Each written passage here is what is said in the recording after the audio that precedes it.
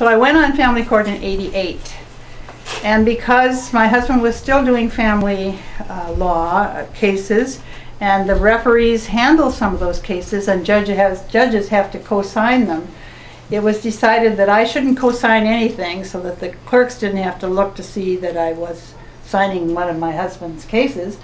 But I would review all of the orders for protection petitions that were submitted each month, and there were 100 or 110. And I was this big expert in family law, and I was blown away by the nature and extent of domestic violence in little old Ramsey County where I lived all my life. Now, I knew we had good laws, but police were not arresting, prosecutors were not prosecuting, and judges were not holding offenders accountable.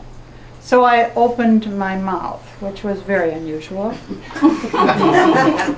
And the chief of police called me names in the newspaper. The chief prosecutor for the city called me names in the newspaper.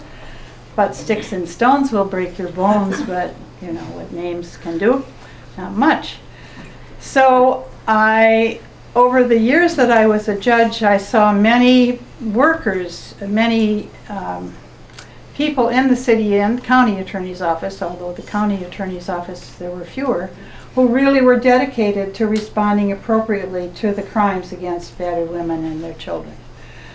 But the people on top were not quite so dedicated. And therefore, when I met John Choi, and when I saw John Choi get it and work with his office and with all of the people to whom Shelley referred, to make possible a coordinated response that makes sense for battered women and children, I was delighted. And I know that if he is elected as county attorney, all of Ramsey County will benefit.